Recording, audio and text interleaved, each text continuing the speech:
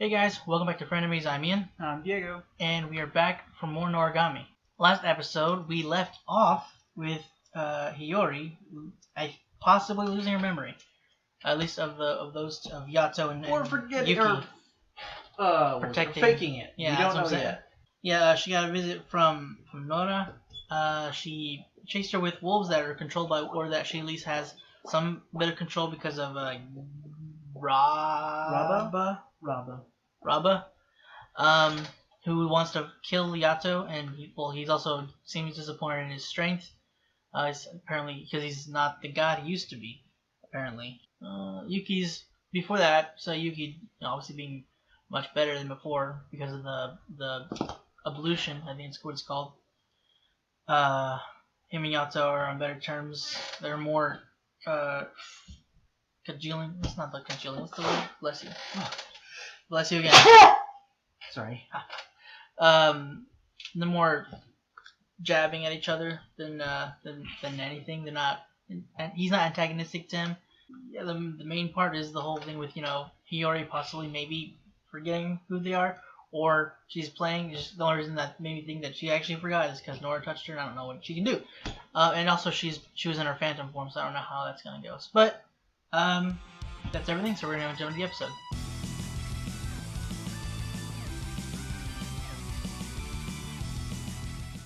Well, a bit too much. She's a bit too much obsessed with this guy. I don't quite get what is Nora's deal with Yato and why she likes him so very much. I don't know. I think it might have had to do with what he used to be. I mean, maybe when he used to be like, he probably used her all the time, and maybe she just kind of misses having someone that. I think it had to do with what, because you said before, which is a good point, why she's not a phantom. I don't know. I think it might have to do with with their god that they're with, maybe, because Yato isn't, at least now, isn't well, he's a calamity god, but you know what I mean. He's not what he used to be. So that's why Yuki is when he was going for when he was giving into his temptations, he was obviously becoming corrupted. Maybe the way Yato used to be, maybe because of that, his what was it? Whoever Nora was originally to him, Furu. Maybe that's why she isn't a phantom. I guess I don't know.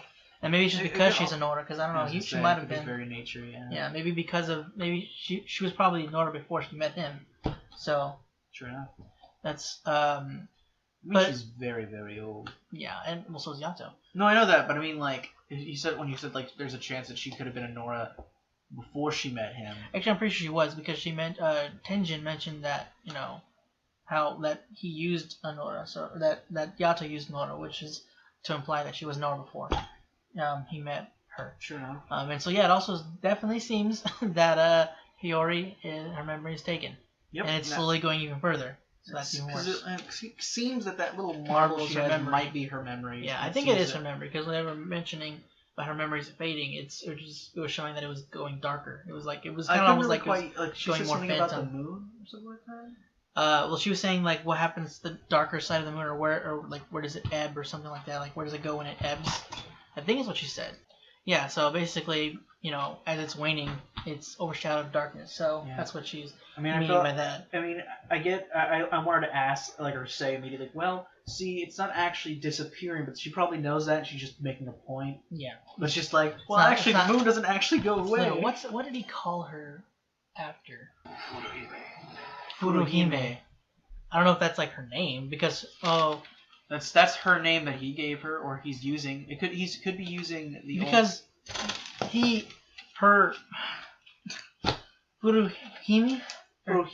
Hime. That was. The only reason I'm wondering of that is because before with Yato, she was Furu. Mm-hmm. So I wasn't sure, but his Raba's regalia name for her is Reiki. So I guess her name is Furuhime Hime with him now. I mean, I wonder if that means that a god like for a Nora, any god or goddess, I suppose, could use that like some other god's name for them. Maybe. Since he said Furihime and she changes back. Like I don't could... know, because I think it's just whoever, like, that god can use that version of her, maybe. I don't know if it means, like, it could be, I don't know. But he always calls her Reiki, so that True it enough. could just be that's his preferable weapon or version of her. Is his. But I do kind of dig how the hilt has these little like bells or something on it. I don't know, but it has the this, design like, of it, yeah. like it has these little jingles on it. Like it doesn't seem to be that much, but it has seemed to have these little like bells or something tied to it that when he moves, it causes a slight jingling on the scabbard. Yeah, and freaking Toriyuki was damaged throughout the fight. He was like rested looking, and then he turned back, and I guess he messed up his arm as well. So I'm worried about that. But I wonder how that happened exactly. Like, is it just because of the dude's very nature? Because he's able well, no, to it's kill just because he gods, was or... being. It's like him. It was him being damaged essentially. Oh, okay. Because it was what was it? It was during his fight with Bishamon that we kind of saw that he was getting dulled, and like I couldn't tell he looked any different to me than when he was normal. Well, that was partially not damage. It was part of like Bishamon was strong, but also I thought that just had to do with more his him whole... being him being scared and whatnot. It was dulling the blade. This one's more so him actually being damaged, being hurt. Okay. So that's what that was, and then and when he was Yukine again, back at I actually first thought that was Yato who's bandaged. Me too. But okay, so it seems his arm was hurt. That was like the representation of that. At least it's just his arm and not everywhere. Yeah, I was surprised it was that. But I'm worried about how the next fight's gonna go because I'm pretty sure that's what we're going towards this episode. Yeah. And I wonder if the dude lost his eye and that's why he has a little cover. Because he always seems to cover this eye. Well, am I using the right eye? Or is it this I know what you mean. Your scar's on the wrong side. Yeah. It was not on the wrong side. No, I know. That might be it because he was supposed to be dead apparently. Yeah. I think Yato had killed him. Yeah. Which is probably why he wants to kill him. Either that or somebody else wants Yato dead. I don't know. Because apparently it seems like he also just kind of misses the way that like it could have been that he's like one of those people that just enjoys killing and so or just fighting in general. Yeah, it does. So it could be that because as he was killing, reminiscing on he their was old just times, smiling, this big old grin on his face as he was killing other people because he was for no reason. He was having a grand old time. Yeah, that dude's a bit of a and he also kind of interesting. Sorry, go ahead first. No, what were you saying? It's also kind of an interesting thing to learn that means that humans can also turn into gods. Yeah, they can also become a being. As long as I think they have to be dead first. I think like he was deity or whatever. Deified. That's what they said. It could have been like how like someone could be declared a saint after their death or something like that. Huh? I'm wondering who did it too. Deified. It could have been people in general started worshiping him. They didn't specify, but I'm wondering if it was like Yato. That deified him? Maybe. I don't know. Like I just when I think of the deified, I think of people just because of the great feats he did. People like. But he was essentially a thug.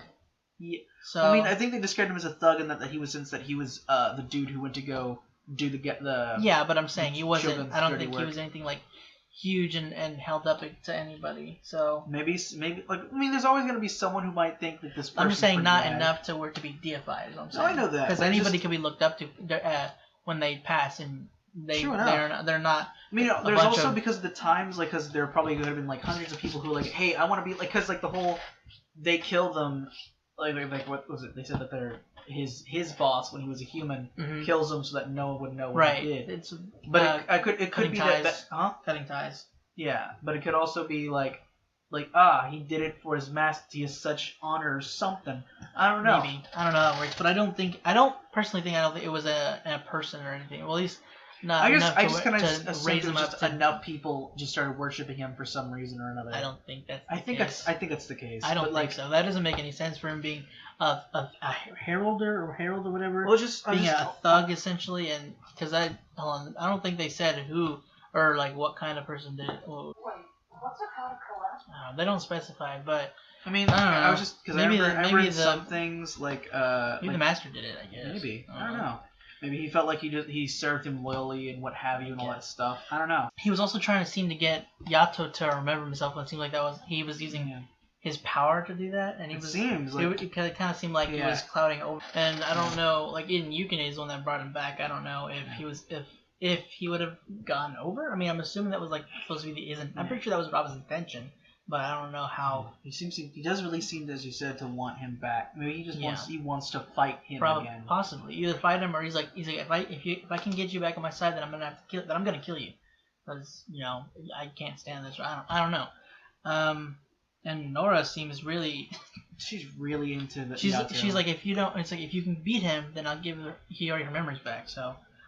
And the dude seemed completely fine with it. Like, he didn't like flinch or anything. He was like, "Hey, what? Don't do that." Yeah, but he was like, "Yeah, no." I think that was like possibly their whole plan. I mean, I don't think he thinks that Yato's gonna win anyway. So he's like, "Yeah, go ahead and make this promise." Either that, or it's just because of his very nature of being like someone who just enjoys, I guess, fighting and death and war and all that stuff. Probably wouldn't mind dying to someone like Yato, like the way he used to be. Maybe.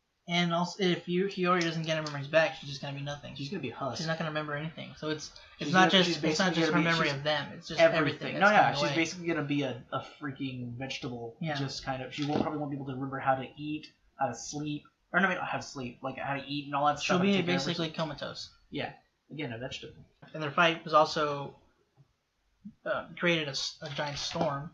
I wasn't sure if it was their fight in general or just what Rabo was doing. I don't know. I'm pretty sure it was their fight in general. Pretty sure, because it was both the colliding that was not like instantly did it, but it was like over time their collision and their conflict. Maybe because they're both Yato's, calamity. Yeah, I was gonna say because Yato's still a calamity god. He just doesn't. And it was attracting all the other gods' attention. At least the ones that we met only. What's his name? Tenjin. Like, basically like the Bishamon. guy from Korra, I think it was called. What? I think wasn't like Tenzin. Tenzin, my bad. I always thought it was Tenjin. And Bishamon, which I was hoping she would come and help out, but he's like, Kazuma just the only one that showed up. She was like, what's going on? And so normally she would go attack because of the massive phantoms were going. Sure but enough. I don't know. Maybe it should help out. No, actually, remember she did send him like. Oh, okay. She specifically sent him to ask her first because that's right. like there's a massive influx. Did you cause this? Yeah, that's fair. And I'm wondering if she's gonna help now that they know like what's going on. I'm really hoping. I don't know if they can because I mean, will that break the deal? Because usually if you interfere, that's not good. So I don't know. But I think that's everything I have on this episode. Is there anything else you wanted to mention? Nora is very obsessed with the opposite. Sorry, I don't. I'm sorry. No, it's fine. No, it's okay. I mean, you're not wrong. You're not wrong. Like she's a bit yandere for him. Huh? But yeah. Okay. So we're gonna probably have a fight between Rabo and Yato next episode. I'm really hoping. I mean, I'm pretty sure. I've seen Yukine's picture. Yeah, I'm really hoping he doesn't die. Something is gonna happen though. I don't know, because after she gets her memories back and everything, I don't know if Yato will like sever their bond so that she can live a normal life. I don't know if maybe she'll stop him if she finds out, but anyway. Yeah, guys, that's it for this week's episode for Noragami. Hope you enjoyed it. If you want to check out the rest of our stuff, go into the button right next to us. And if you want to stick around for the season finale next week, you can go ahead and click the subscribe button. And if you want to be notified when that comes out, make sure you hit the bell icon down below. Again, guys, that's it. Thanks for watching, and hope to see you next week. Bye.